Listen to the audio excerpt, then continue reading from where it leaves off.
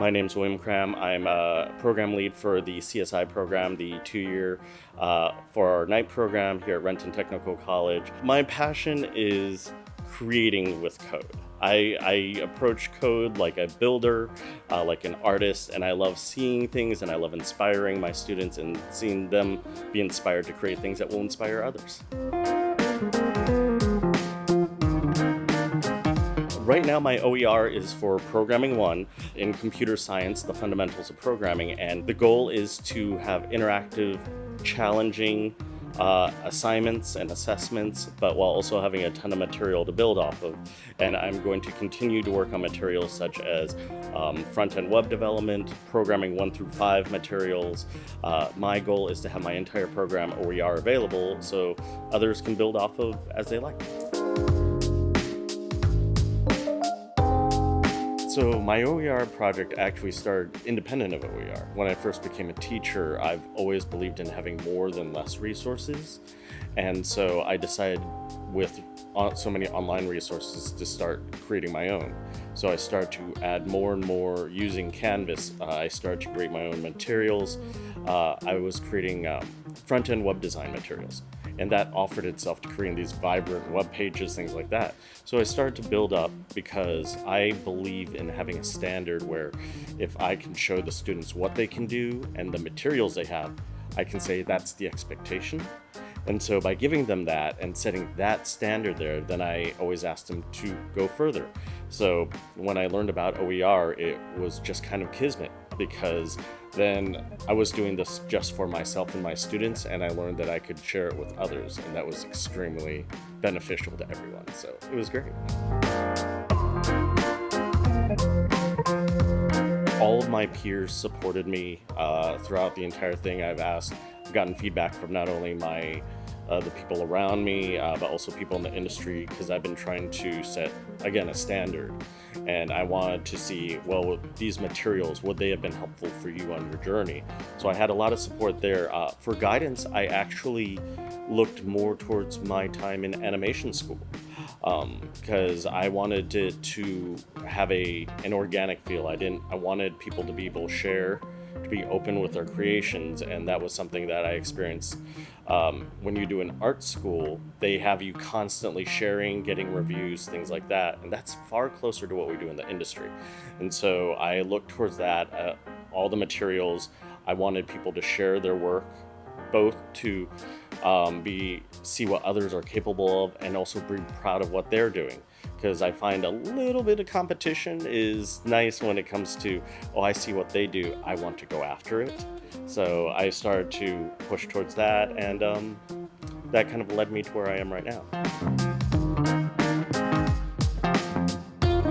I've had many students comment and say that they really appreciate the materials.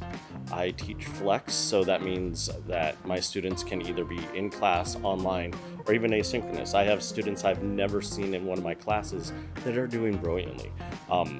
And I can check to see, what materials they use. One of my students is on my work more than I am. And they are utterly brilliant, asking the right questions and everything. And it's not a testament to my work, but the fact it shows they're willing to do the research. And I think, again, this sets the tone that it's there for you to seek out. Because, again, by having materials, it's saying, I expect you to lean in and constantly be learning, not just waiting for me to teach you. Yeah, and so, my students have said they love the additional materials, that it's helped them greatly. If they've gotten lost, they've had a place to look. And then we all learn differently. And so some people learn visually, some people learn audio, some people hands-on. And so by presenting this, they have all these different options available to them.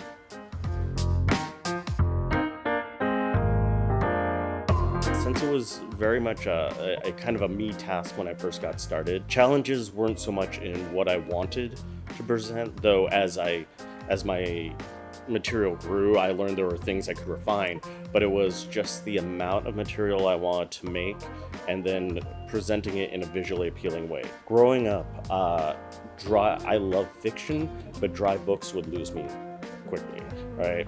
And that's the thing. I wanted my students to realize how engaging a topic computer science is.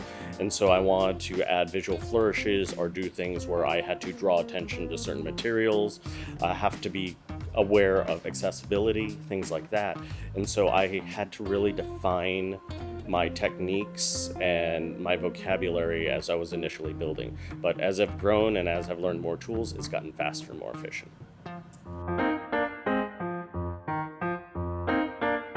My biggest takeaway is I've learned the things that the students enjoy the most. Thankfully, it's all of it, but that means I can't really cut away anything, right? So it's making a lot of stuff. To me, I see that the students want to be here and they want to grow, and they like, by having these materials, they like to be challenged. And so my takeaway is that this works because students, when given expectations and materials and said, this is what you're building off of, will reach for the stars. It's absolutely wonderful. OER is online for us to look at and use and enjoy. Take on a subject that you're interested in, that you want to talk about, see what others may have done, and then start to map out what you want to say, what you want to do. And so then once you put it into words, you can start to translate that into materials others can share. Because I can teach something one way, and then we have another amazing professor, Josh Emery, who teaches things completely differently, and our students love either way. So start, have a message, have a goal, and then start small. Because if you think I'm going to rebuild all of this material, it can take forever and it is exhausting, but the fruits of the labor are worth it. And the thing is, as our OER libraries grow, we're going to have more to pull from, right? In the beginning of the journey, it's tough because there's not a lot that we're working with, but as more and more people contribute, even small amounts, we can start to pull it together into bigger resources and really start refining it itself. So, yeah. With the materials, they can see results, like, oh, this is what this project has created, kind of case study kind of things. They know what they're building towards.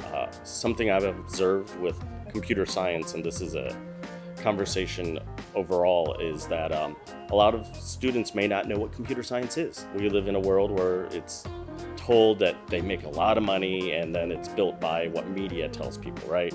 We can't all be Abby from NCIS. I tell my students, I'm like, well, you use TikTok, you use Facebook, that's all built by programmers. And so giving them visuals, giving them things to look at, giving them things to build towards and examples, and always being available, right? Instead of saying, oh, you can only do this while you're in my classroom, but you can do it on your time when you want. It enables them to push further than I push them, because I tell them, you're not getting a degree just listening to me talk. It's about what you want to do.